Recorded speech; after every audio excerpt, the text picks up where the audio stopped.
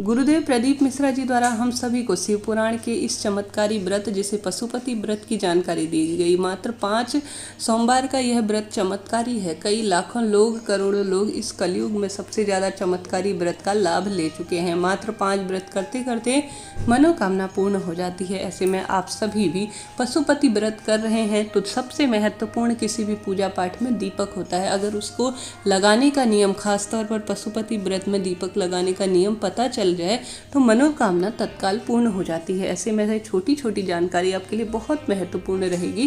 Video को पूरा सुनिएगा। सबसे पहले इस व्रत में 6 दीपक लगाए जाते हैं। 5 दीपक जो कि पंच देवी देवताओं के होते हैं, जिसमें माता दुर्गा, श्री हरि विष्णु, भगवान सूर्य नारायण, भगवान शिव, माँ दुर्गा के नाम की यह 5 व्रत होते हैं, 5 दीपक होते हैं। छठा दीपक हमारे पितरों का नाम का होता है। ऐसे में यह दीपक जो है मनोकामना पूर्ति के सबसे महत्वपूर्ण कारक होते हैं। ऐसे में इन्हें लगाने का नियम अगर पता चल जाए तो बहुत आसानी होगी व्रत को पूर्ण करने में। ऐसे में सबसे पहले जब भी पूजा करें, सुबह की पूजा करें, तब भी एक दीपक आवश्यक रूप से, हम सभी जानते हैं किसी भी पूजा पाठ में दीपक प्रज्वलित सबसे महत्वपूर्ण माना जाता है। बारी आती है शाम को दीपक लगाने की, तो सबसे पहले जब भी दीपक लगाएं, पशुपति व्रत हो या कोई अन्य व्रत, दीपक का मुख हमेशा पूर्व दिशा की ओर होना चाहिए, जहाँ से सूर्य उदय होता है, या उत्तर दिशा बहुत उत्तम मानी जाती है पूजा पाठ के कार्य के लिए।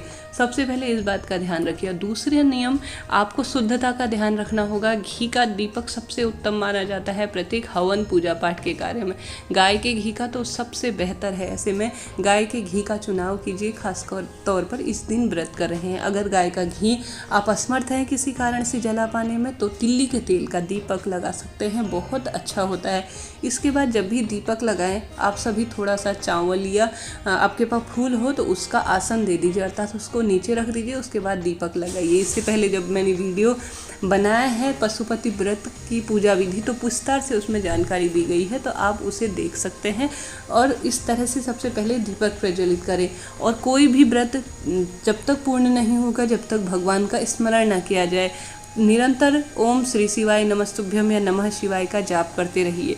इसके बाद जो छठा दीपक आप घर पर लेके आएंगे, घर के मुख्य द्वार पर लगाना है, अपने दाहिने हाथ की तरफ। इस बात का आप सभी को ध्यान रखना होगा।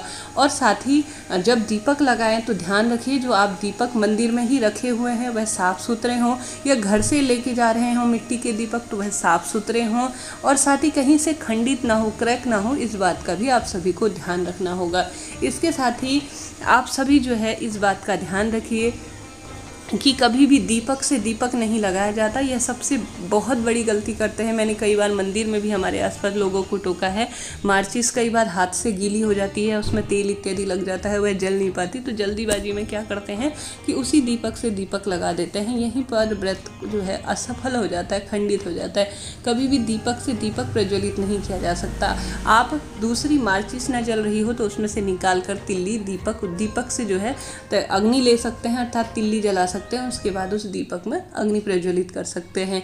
कभी भी यह गलती ना करें कि उसी दीपक से दीपक लगा दे रहे हैं। इसके साथ ही विशेष रूप से अपने हाथ, जब दीपक लग जाए, अर्थात जब आप आरती कर लेंगे उसके बाद दीपक लग जाए, तो उसमें थोड़ा सा पानी लेकर शुद्धि करनी होती है, शांति करनी होती है अग्नि की, तो वह 3 बार घुमाते हुए जमीन पर छोड़ दे। इस तरह से जो है पूर्ण रूप से दीपक लगाने की विधि होती है। और साथ ही आप सभी को घर आकर जो मुख्य द्वार पर आप दीपक लगाएंगे, उस समय भी भगवान का निरंतर स्मरण करते रहना होगा। और घर के मुख्य द्वार पर दीपक तो लगाएंगे ही, यह 6 दीपक तो हो ही गए।